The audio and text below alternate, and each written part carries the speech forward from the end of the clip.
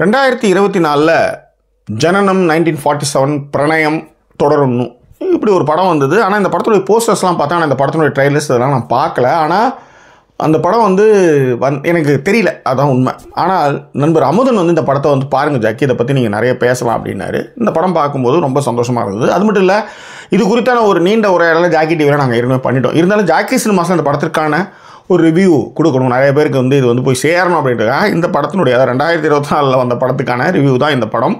இது அமேசான் பிரைமில் அவைலபிளாக இருக்குது. இந்த படத்தினுடைய விரிவான விமர்சனத்தை இந்த எபிசோடில் பார்க்க இருக்கிறோம். அதற்கு முன்பாக இந்த தளத்தை இதுவரை சப்ஸ்கிரைப் பண்ணாதவங்க சப்ஸ்கிரைப் பண்ணுங்கள், லைக் கமெண்ட் ஷேர் பண்ணுங்கள். அது முக்கியமாக பிடிச்சிருந்தால் லைக் போட மறக்காதீங்க. இப்போ விரிவான பார்வைக்கு ஸ்டே டியூன் வித் அஸ்.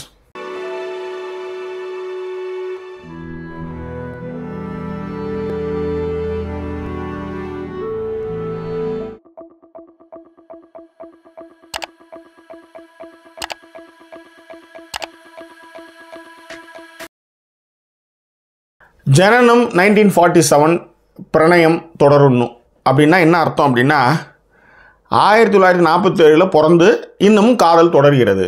இதுதான் ஆக்சுவலி இந்த படத்துடைய ட்ரெய்லர் இன்ட்ரோ பண்ணும்போதே 70 வயது உள்ள ஹீரோ ஹீரோயினை நாங்கள் அறிமுகப்படுத்துகிறோம் அப்படின்னு தான் இந்த ட்ரெய்லர் வந்து இன்ட்ரோ பண்ணியிருந்தாங்க. பிரதான கதாபாத்திரங்களில் பார்த்தீங்கன்னா ஜெயராஜன் கோழிக்கோடு அவர் வந்து சிவன்ற அந்த கேரக்டர்லையும், டீச்சர் கேரக்டர் வந்து லீலா சாம்சனும் பண்ணியிருக்காங்க. முக்கியமாக வந்து அனு சித்ரா, அதுக்கப்புறம் வந்து நோபி மார்க்கோஸ். ஸோ அதன் பிறகு வந்து மஞ்சுமல் பாய்ஸில் நடித்த தீபக் பரம்போல் நடிச்சிருக்காரு.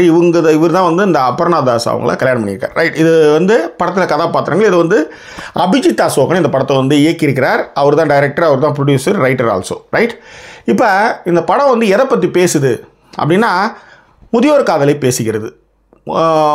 வயோதிகத்தில் ஒரு இணை இருந்தால் எப்படி இருக்கும், அதுதான் இந்த படம் பேசக்கூடிய ஒரு செய்தி. ரைட், இந்த படத்துடைய கதை என்ன அப்படின்னு பார்த்தீங்கன்னா, நம்ம லீலா சாம்சன் இருக்காங்க இல்லையா, அவங்க தான் வந்து கௌரி கேரக்டர் பண்ணியிருக்காங்க. அவங்க வந்து டீச்சர், ஓய்வு பெற்ற டீச்சரு. அவங்களுக்கு ஒரே ஒரு பையன், அவர் தான் வந்து தீபக் பரம்போல். அவர் தான் வந்து அம்மா வந்து முதியோர் இல்லத்தில் சேர்த்துடுறார். அது கிறிஸ்துவ மிஷினரி நடத்தக்கூடிய ஒரு முதியோர் இல்லம். எல்லாருமே அங்கே இருக்கிறாங்க. ஏன்னா அப்பப்போ வந்து பையன் வந்து பார்த்துட்டு போகிறான். பையன்கிட்ட அவங்க என்ன சொல்கிறாங்கன்னா, லீலா சாம்சன் அதாவது கௌரி கேரக்டர், டீச்சர் கேரக்டர் என்ன சொல்கிறேன்னா, தம்பி என்னை இங்கேருந்து கூட்டு போயிடணும் போது பையன் ஏற்றுக்கல. பட் அந்த இடத்துல இட்லி இந்த சர்வ் பண்ணுறாங்கல்ல, அந்த வேலையை தான் சிவன் செய்கிறார். அவர் தான் வந்து நம்ம ஜெயராஜன் கோழிக்கோடு, அவர் தான் அந்த சர்வ் பண்ணுற வேலைலாம் பண்ணுறாரு. அப்போ இவங்க வந்து சோகமாக இருக்காங்க. யார், நம்ம டீச்சர் வந்து அங்கே ரொம்ப சோகமாக இருக்காங்க. அப்போ ஏன் டீச்சரை இப்படி இருக்கிற, எனக்கு ஆள் கிடையாது, என் பொண்டாட்டி சேர்த்து 12 வருஷம் ஆச்சு, நீ இப்படி சோகமாக இருக்காத, நீ ஒன்றா என் வீட்டுக்கு வந்துரு, வீட்டுக்கு போகணும் தானே சொல்கிற, என் வீட்டில் நான் தனியாக தான் இருக்கேன், வந்துரு அப்படின்னு சொல்கிறாங்க. ஆனால் திடீர்னு பார்த்தா இந்த டீச்சர் என்ன பண்ணுறாங்க, நான் வந்துடுறேன்ட்டாங்க. இதன் பிறகு என்ன நடக்குது அப்படின்றது தான் திரைப்படத்துடைய கதை. உண்மையிலே சமீபத்தில் நான் பார்த்து ரசித்த அற்புதமான ஒரு படம், அதாவது ஆண்டு அனுபவிக்கணுன்ற மாதிரி என்ன சொல்கிற விஷயங்கள்லாம் இருக்கலாம், அந்த மாதிரி அனுபவித்து ரசித்த படமா நான் சொல்லுவேன். இது வந்து ஒரு சீன் சொல்கிறேன். இப்போ இந்த வயசான கௌரி டீச்சர் என்ன பண்ணுறாங்க, ஆமாம் சிவன் சொன்ன மாதிரி என்ன தான் இருந்தாலும் ஒருத்தன் வந்து ஒரு ஆஃபர் கொடுக்குறான், விளையாட்டு பசங்களோட ஒரு ஆஃபர் கொடுக்குறான், நல்லா தானே இருக்கு, ஏன்னா நம்மளை யாரும் கேள்வி கேட்க போகிறதில்ல, இதை செஞ்சு பார்த்தா என்ன அப்படின்ட்டு கூட இருக்கிற அவங்க பேர் வந்து பவுலி வால்சன், அவங்க தான் வந்து இந்த கூட இருக்கிற பெட்டு, அந்த ஆசிரமத்தில் அந்த பராமரிப்பு நிலையத்தில் இருக்கக்கூடிய பெட்டாக அவங்க இருப்பாங்க. அப்போ சொல்லுவாங்க, எனக்கெல்லாம் இப்படி ஆஃபர் கிடையாது, உனக்கு இப்படி ஒரு ஆஃபர் கிடச்சிருக்கு, நீ ப்ரொசீட் பண்ணு அப்படின்ட்டு நேராகவே போய் கேட்கலாம் அப்படின்ட்டு நீங்கள் சிவன்கிட்டே போய் கேட்பாங்க. அவருக்கு கை காலம் நடுங்கும், ஓடுவார். இப்போ இந்த விஷயம் என்னென்னா, இந்த விஷயத்தை இருவரும் பேசுகிறது அங்கே இருக்கிறவங்க எல்லாருமே பேசுவாங்க, எல்லாருமே கேட்பாங்க. ஓகே, அதில் என்ன விஷயம்னா, நாளைக்கு டீச்சரை அவன் வீட்டுக்கு கூட்டின்னு போகிற அப்படின்னா, நீ வந்து ஒரு 2 இட்லிக்கு பதில் 3 இட்லி வச்சா நீ அக்செப்ட் பண்ணு அர்த்தம் அப்படின்ட்டு. நீங்கள் சொன்னால் நம்ப மாட்டீங்க, அந்த சீன் வந்து உண்மையிலே அவ்வளோ அற்புதமாக இருந்தது. ஃபஸ்ட்டு சீனே இவர் இப்படி சொல்லிவிட்டு அப்படியே போவார் வெளியே, பார்த்தா ஜன்னல்கிட்ட அவங்க பார்த்துட்டு இருப்பாங்க டீச்சரு. என்ன டீச்சரு அப்படின்ற மாதிரி சொல்லிட்டு, என்ன வரையா என் கூட அப்படின்ற மாதிரி ஒரு விளையாட்டு தான் சொல்லிட்டு போவார், நம்ம வரேன்னு சொல்லிடும். இப்போ இந்த சீனை இவங்க எப்படி, இந்த விஷயம் எல்லாருக்குமே தெரிஞ்சிடுச்சு, அந்த ஆசிரமத்தில் இருக்கிற எல்லாருக்குமே தெரிஞ்சு போச்சு. இப்போ அந்த கேரக்டர் வந்து இட்லி வச்சுட்டு வருது, 2 இட்லி வச்சுட்டு ஒரு ஸ்டே கொடுத்து வைக்காமல் போயிடணுன்ற ஒரு பதபதப்பை ஏற்படுத்திட்டு, அந்த 3ஆவது இட்லி வைக்கும்போது அந்த ஹாலில் இருக்க அத்தனை பேருமே கை தட்டுவாங்க. சமீபத்தில் நான் பார்த்து ரசித்த ஒரு சீன், இந்த சீனுக்கு இணையான சீன் நான் பார்க்கவே இல்லை. அந்தளவுக்கு ரொம்ப நெகிழ்ச்சியாக இருந்தது. ஒரு காதலை இப்படி கூட சொல்ல முடியுமா?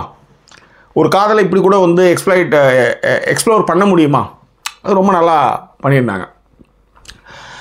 லீலா சாம்சன் அவங்க தான் கௌரி டீச்சர். அவங்க வந்து சென்சார் போர்டு அதிகாரியாக இருந்திருக்காங்க, கலாக்ஷேத்ராவில் டைரக்டராக இருந்திருக்காங்க, மணிரத்னம் படம் அந்த மாதிரி வந்து ஒரு வெல் டு டூவான ஒரு எலைட்டு குரூப்பு தான் அவங்க. அவங்களுடைய எல்லாமே வந்து பார்த்திங்கன்னா அகாடமி, கலாக்ஷேத்ரா, சென்சார் போர்டு இந்த மாதிரியெல்லாம் எலைட்டான ஒரு ஆள்.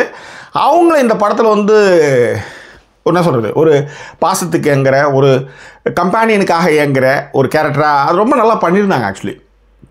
அதே மாதிரி ஜெயராஜன் கோழிக்கோடு அவரும் சூப்பராக பண்ணியிருந்தார். அது ஃபஸ்ட்டு சீனே அந்த வந்து இந்த கண்ணீர் அஞ்சலி போஸ்டரை பார்த்துட்டு யார் செத்துப்பிட்டா அப்படின்னு கேட்டுட்டு அது போகிற இடங்கள்லாம் ரொம்ப நல்லாவே இருந்தது. நல்ல சின்ன சின்ன விஷயங்களும் அவர் ரொம்ப சூப்பராக பண்ணியிருந்தார். எஸ்பெஷலி அந்த ட்ரம் எடுத்து வச்சுட்டு அடிப்பார் தெரியுமா, பட்ட பட்ட பட்ட பட்டன்னு அடித்து அந்த இடத்துல வந்து உண்மையிலே வந்து அந்த ஜெயராஜன் வந்து ரொம்ப நல்லாவே பண்ணியிருந்தார்.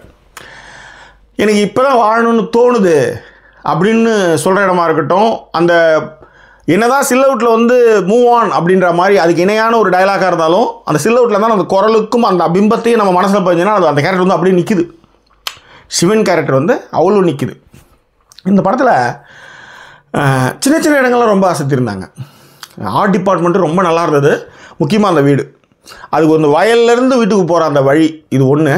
ரெண்டாவது அவருக்கு ஒரு பயம், ஒன்று இருக்கிறதுனா பயம். நைட் ஆனால் அது வந்து ஒன்றுக்கு இருந்துக்கிட்டு இருக்கும்போதே இடிச்சு டக்குன்னு லைட்டு போனது பயந்துட்டு ஓடியாந்து படுக்கிறதா இருக்கட்டும்.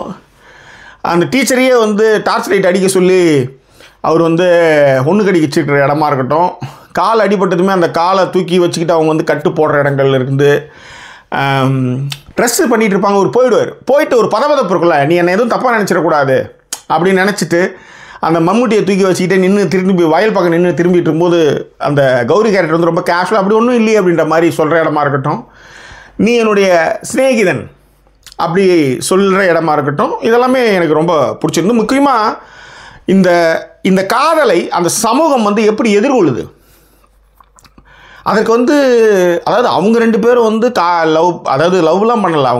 அவங்க ரெண்டு பேரும் வாழ்க்கையை தொலைச்சிட்ருக்காங்க. இந்த பக்கம் அவங்களுக்கு புருஷன் கிடையாது, கௌரி டீச்சருக்கு புருஷன் கிடையாது. இந்த பக்கம் அவருக்கு ஒய்ஃபு போய் 12 வருஷம் ஆகுது. ரெண்டு பேருமே தனித்தனி. ஆனாலும் சேர்வதற்கு இந்த சமூகம் எவ்வளவு தடைகளை விதிக்கிறது, யார் யாரெல்லாம் எப்படிலாம் அதை ட்ரீட் பண்ணுறாங்கன்னு பார்க்குறது ஒன்று இருக்குல்ல. உதாரணத்துக்கு ஒரு ஷார்ட், அனு சித்ரா டீச்சரு இங்கே வந்து இந்த தீபக் பரம்பூரில் உட்காந்துருப்பாங்க. இவர் தான் அந்த சிவன் அப்படின்னு அவங்க சொல்லுவாங்க. அப்படி சொல்லும்போது டேய் நீயாடா, ஏமா உனக்கு வேறு ஆளே இல்லையான்ற மாதிரி பார்க்குற அந்த சீனில் வந்து தீபக் பரம்பூர் நல்லா பண்ணியிருப்பார்.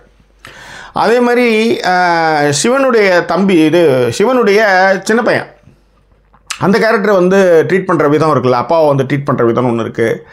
அவருக்கு நடந்த அவமானத்தை சொல்லாமல் மறுகிற இடமா இருக்கட்டும். அதே மாதிரி அவருடைய பெரிய பையன் கேரக்டராக இருக்கட்டும்.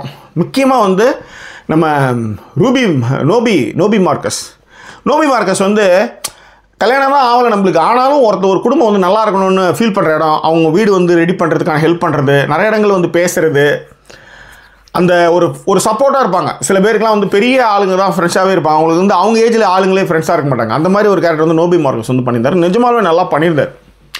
அனுச்சித்ராக்கெல்லாம் பெருசாக ஏதாவது வேலை இருக்குன்னு பார்த்தா ஒன்றுமே இல்லை. அவங்க சும்மா பெட்ஷீட்டை ஈர்த்து விட்டு கேட்குறவரை சரி அவங்க. பட் எனிவே ரொம்ப அற்புதமான திரைக்கதை, கதாபாத்திரங்களும் அவ்வளோ அற்புதமாகவும் ரொம்ப ரியலிஸ்டிக்காகவும் நடிச்சிருந்தாங்க. ஓகே, ஸோ இந்த படத்தில் வந்து டெக்னிக்கலாக பார்த்தீங்கன்னா சந்தோஷ் அனிமாவுடைய சினிமோகிராஃபி அவ்வளோ சூப்பராக இருந்தது. எஸ்பெஷலி அந்த வீடு, இருட்டு வீடு, அந்த ஆர்ட் டிபார்ட்மெண்ட் ரொம்ப நல்லா பண்ணியிருந்தாங்க. அந்த வீடு வந்து திருமணத்துக்கு முன்பாக அந்த வீடு எப்படி இருந்தது, அதன் பிறகு அந்த வீடு வந்து எப்படி மாறிச்சு அப்படின்றதுக்கான விஷயங்களாக இருக்கட்டும், கிரண்தாஸுடைய எடிட்டிங்காக இருக்கட்டும், கோவிந்த் வசந்தா தான் இந்த படத்தை வந்து தூக்கி நிறுத்துறது. உண்மையிலே அந்த மாண்டேஜ் ஷாட்டு, அவங்க வந்து வெளியில் போகிறது, பஸ்ஸில் போகிறது, கேரக்டர்ஸ் அவங்க ரெண்டு பேரும் பேசிக்கிறது, கடற்கரையில் நிற்கிறது, இவர் போய் ஹெல்ப் பண்ணுறது, கடைசி வரையிலே அவர் அந்த டீச்சருன்ற அந்த மரியாதையை அவங்க எங்கேயுமே விடலை. What is the minus point அப்படின்னும் போது, இங்கே வந்து இன்னமும் வந்து பொத்தி பாதுகாக்க நீ என்னுடைய நண்பன், நான் வந்து உனக்கு ஏன் அவங்க ரெண்டு பேரும் சந்தோஷமாக தான் இருந்துட்டு போகட்டுமே, என்ன பிரச்சனை. ஆனால் இந்திய சமூகத்தில் இப்படியான ஒரு பேச்சாவது இப்போ பேசுகிறீங்கல்ல. இப்போ நான் வந்து ஒன்றும் இல்லை, 1994 சம்திங்கில் இது அந்த டைமில் வந்து பிரிட்ஜஸ் ஆஃப் மேடிசன் கவுண்டிலாம் வந்து வரும்போது ஒரு அம்மாவுக்கு ஒரு காதலான அங்கேயும் ஏற்றுக்கல. இன்னமும் எல்லா இடத்துலையுமே அந்த மாதிரியான மனத்தடைகள் வந்து இருக்குதுன்றதை மறுக்கவே முடியாது. ஏன்னா அதில் வந்து அந்த இதில் பிரிட்ஜஸ் ஆஃப் மேடிசன் கவுண்டியில் வந்து பொண்ணு ஏற்றுக்கும், பையனால் ஏற்றுக்க முடியாது. ஏன்னா பொண்ணுக்கு தெரியும் அதனுடைய கஷ்டம் என்னன்னுட்டு, தனிமைன்றனுடைய கஷ்டம் என்னன்னு அவனுக்கு தெரியும். ஆணுக்கு அது வந்து எல்லா ஊர்லேயுமே பார்த்தா அவனை வந்து அவுத்துட்ட கடை தான் எல்லா இடத்துலையுமே. ஆனால் பெண்ணுக்கு தான் ஏகப்பட்ட க்ரைட்டீரியாஸ். ஸோ இந்த படத்தை பொறுத்தவரைக்கும் எனக்கு மைனஸ் பாயிண்ட்டாக பார்க்குறது அவங்களுக்குள்ள இன்னும் அன்னோனியம் இருந்துருக்கலாமே அப்படின்றது. ஏன்னா சரி இந்த ஒருத்தையாவது பேசுனீங்கன்னாலும் அந்த மைனஸ் பாயிண்ட்டாக நான் அதை தான் பார்க்குறேன். அவங்களுக்குள்ள இன்னும் கொஞ்சம் அன்னோனியம் இருந்திருக்க வேண்டும். ஏனென்றால் இறந்ததற்கு பிறகு கூட உங்களுடைய கோரிக்கைகள் நிறைவேற்றப்படாது. அதுதான் இன்றைய சமூகம். நீங்கள் என்ன தான் பேசினாலும் என்ன தான் வந்து பேசினாலும் கொண்டாலும் பிறந்ததுக்கப்புறம் செத்து போயிட்டதுக்கப்புறம் உங்களுக்கு அதுக்கு சம்மந்தமே கிடையாது. ஆனால் சில பேர் வந்து இன்னமும் அண்ணா தான் ஆள்றான்ற மாதிரியான சில விஷயங்களை பண்ணிட்டு போயிருக்காங்க. அதெல்லாம் மாற்றவே முடியாத அளவுக்கான ஒரு ஆணித்தரமான விஷயத்தையும் எல்லா விஷயத்தையும் பண்ணிட்டுலாம் போயிருக்காங்க. அதெல்லாம் இல்லைன்னு சொல்ல வரல. ஆனால் இந்த மாதிரியான ஒரு உறவுகளில் கூட வந்து நிறைய தயக்கங்கள் இருக்குது. அதெல்லாம் உடைக்கப்படணும் அப்படின்றதான் என்னுடைய வேண்டுகோள். Anyway what is the take away அப்படின்னா, ஊர் மயிர் என்ன சொன்னாலும் அதை பற்றி கவலைப்படாமல் உனக்கு பிடிச்ச ஒரு வாழ்க்கையை நீ வாழும்பொழுது ஊர் உனக்கு கட்டுப்படும். That's all.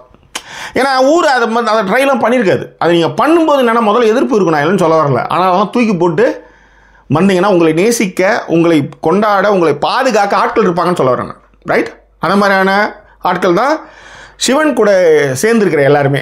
எஸ்பெஷலி என் பொண்டாட்டி வந்து ஒரு குதிரை மாதிரி இருக்கா, அவளுக்கு ஒரு நாள் கூட சளி பிடிச்சதுன்னு போது இவன் குதிரை வந்திருக்கு பாரு அப்படின்ற அந்த சீனாக இருக்கட்டும், ரொம்ப கேஷுவலாக அது அந்த வாந்தி எடுக்கிற இடத்துல வந்து அதுக்குள்ளேயா அப்படின்ற மாதிரி சின்ன சின்ன விஷயங்கள் அதெல்லாமே ரொம்ப நல்லாவே இருந்தது.